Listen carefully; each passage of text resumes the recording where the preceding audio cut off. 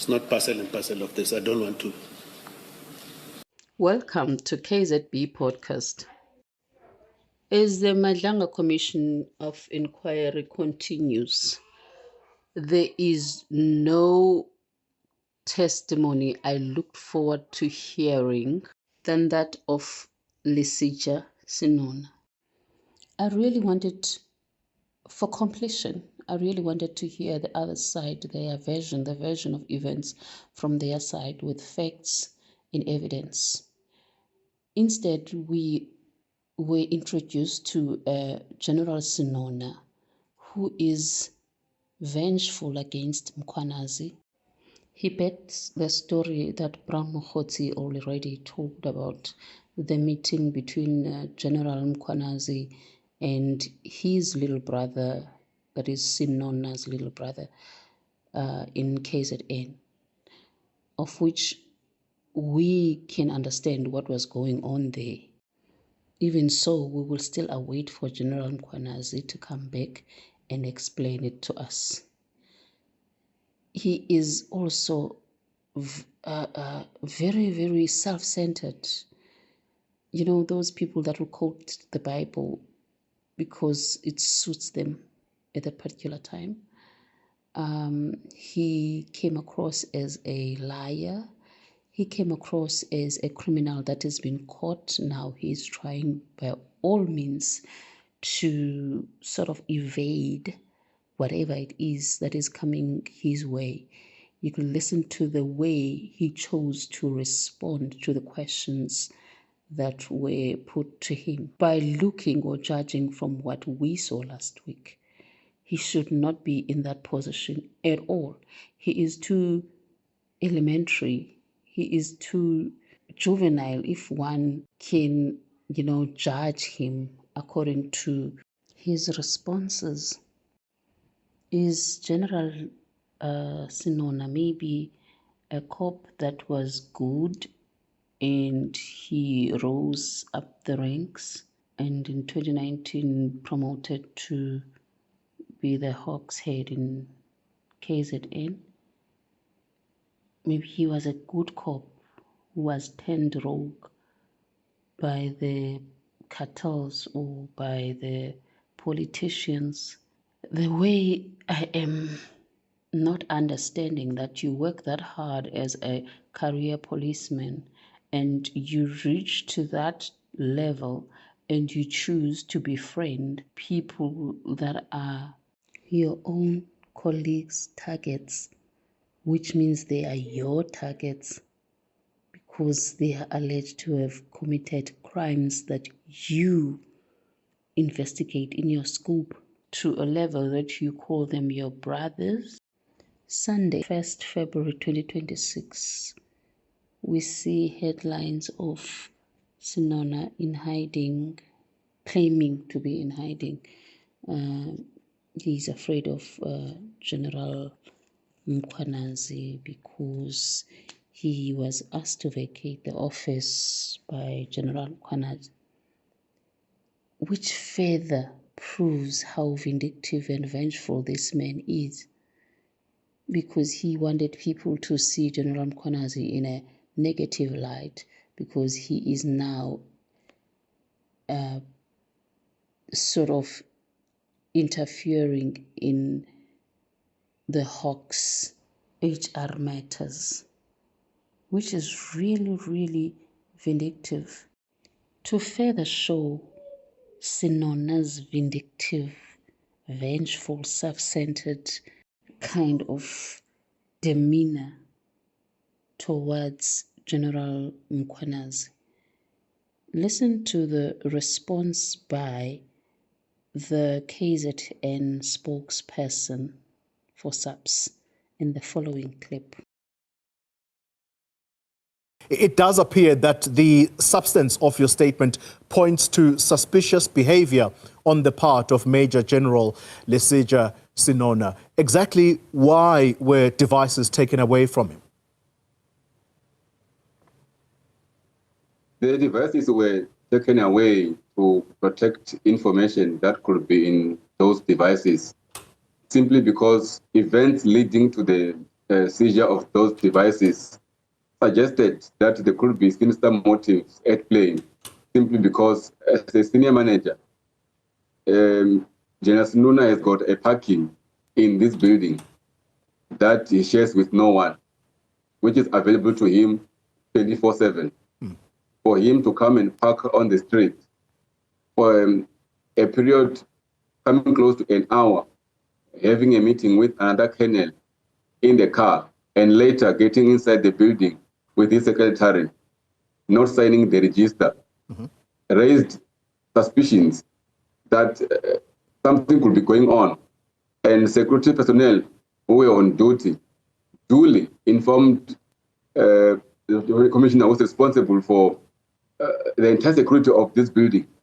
And as a leader who's charged with the responsibility of securing that every information is safe and ensuring that everybody who enters this building is accounted for, send the same security officers to the general to ensure or ask what he was doing in the office. And instead of a cordial and mutual respectful manner, explaining himself or picking up a call, a phone rather, and give a call to General Mkhwanazi, who had sent the security officers, he chose to leave office, attempting to leave with them devices. That's when he was told that he can leave the office if he wants, but not the devices going with him. Colonel, you'll forgive me for asking for a bit of detail here from you. How many people exactly did Major General Senona go into his office with? And just to be clear, how many people signed the register? General Senona entered the building back to back with his secretary. He did not sign. Secretary signed, but only for herself. He did not sign for him, because sometimes secretaries will sign for themselves, sign for their boss, indicate that it's two of us here. Then there was another colonel who was also with the three, but entered at his own time. But he's the one who was having a meeting with the general in the car. He never signed as well. So all in all, three people, only one side. And Senona, through his lawyer's letter, seems to point to what he says is a letter of suspension that has not been served to him, and he does not understand, therefore, why he was kicked out of office. At least that's how he is framing this. Add to that, he says there was a police escort, not only of him to his house, but also of the secretary that was also followed to her home. Is that true? We are not aware of any escort which was dispatched to escort him or his secretary to anywhere. All we know is that he was escorted out of the building. He left with his secretary. As to where they went and how they left, we are not aware. And we must explain this, that there are people who qualify for escorts. There are those who don't. So if somebody doesn't qualify for any escort, police do not give such. General Senona, again, I go back to this suspension that he says clearly it would appear as if he's being treated as a person who's on suspension. He says he has neither received a notice of suspension. If anything, he was carrying out his duties as per normal. And so you've got to explain this to us, General, where this is coming from. You've already explained the part about suspicious behavior. Is there a law that prevents a senior officer from going to office on a Saturday? The issue of suspension letters can be best answered by the DPCI. He is a DPCI member. He reports to the DPCI senior officials. So they will be best suited to respond to the suspension matters. There is no law that prevents any senior officer from coming to work after hours. Police officers work 24/7, so they can access this building at any time. Hence, even General Senona has got access, full access to this building at any time that he wants to come. If he had entered this building with his registered vehicle here, he would have gone through the boom gate, will open for him automatically. He will go and park his parking, up the lift, go to his office, do his work, and go home. But the unusual activity of parking on the street for some time, having what looked like a meeting with another colonel in his car, and then entering the building, breaching the protocol of signing to say, I am here, because you enter through the pedestrian entrance, which is the main entrance of this building. After hours, you sign. During office hours, you are going to use your face recognition or your fingerprint. So after hours, you sign and then still use your facial recognition and the fingerprint. So if you are going to ignore signing, which must be done physically, you write particulars, what time you entered, where you are going, for what, and what time you left as you leave the building.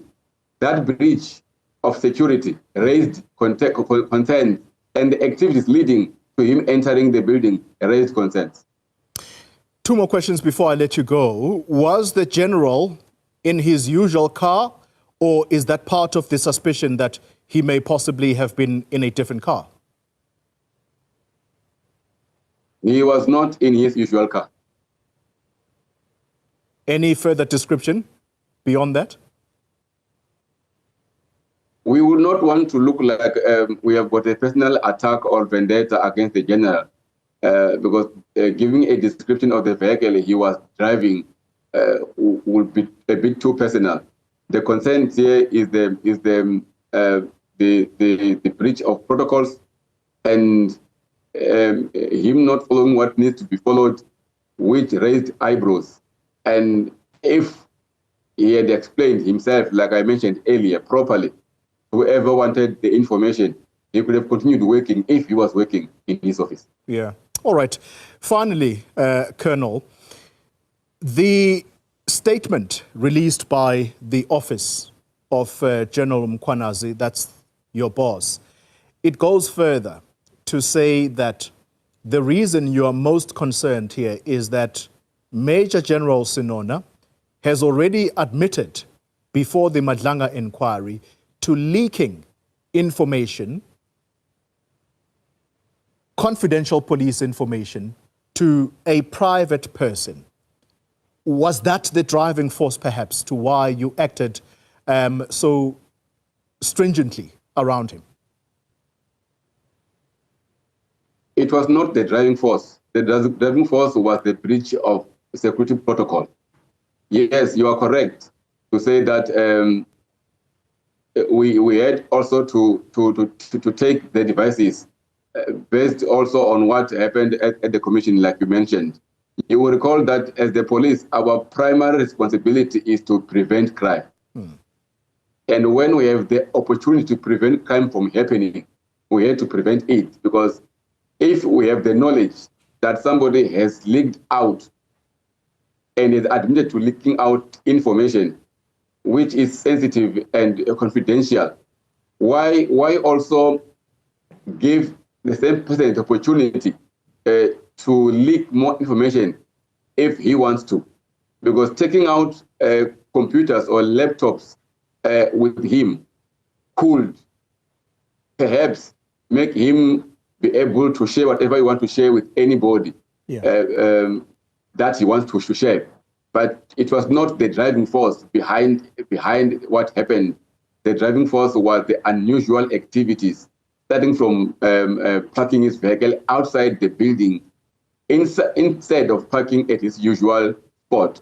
He is aware that there are cameras that monitor the movement of a vehicle inside the building, of a person from the parking to the buildings. So we don't want to say he was avoiding such. Yeah. We're just saying that the breach of protocol raised eyebrows. Colonel, there appears to be information suggesting that Major General Senona could be in hiding right now. Are you aware of this, or possibly his whereabouts right now? We only know of his whereabouts where he is in this building. So when he is not in the building, we will not know of his whereabouts. Finally, Major or Lieutenant General Mkhwanazi, has he been in touch with the boss to Major General Senona, basically the acting Hawks head at national level, to make him aware, appraise him of what has happened here? Soon after General Senona left the building, General Mkhwanazi spoke with the acting national head of the Hawks and informed him of what happened, and also asked him to send somebody who will come and collect the office keys of General Senona, which he left at the hands of the security guards. Voluntarily so, because all he had to leave behind was electronic devices. He had to take with his phone and his office keys, but he chose to leave office keys behind. Then General Mkhwanazi spoke to acting head of the Hawks, General Mkhwanazi, so that he can send somebody to come and collect the keys of his office, since a member who reported under him left them unattended. I'm desperate to end the conversation, Colonel, and I will end it after this question. And it links back to the one I've just asked you about General Senona, information suggesting that he is in hiding right now. You may remember at the commission that he was forced to reveal very sensitive information, basically disclose names such as those of a Mr. Mutsumi, who is understood to be this very dangerous person. And this was after his lawyers begged the commission not to release that information. Are you aware whether General Senona may have asked for protection? I'm simply asking this on the basis of this information that seems to be coming through, that he is in hiding. General Senona is a senior police officer. He will know the protocols to follow when he needs security or protection services. So we will not want, as police in KwaZulu-Natal, to entangle ourselves to matters between the commission and the general and whoever else who is involved. Ours is to police the province and ensure that people in the province are and feel safe. Anything else about personal matters of protection should be dealt through the right channels. Anyways, thanks for listening, South Africa. Stay blessed. Good night. See you next time.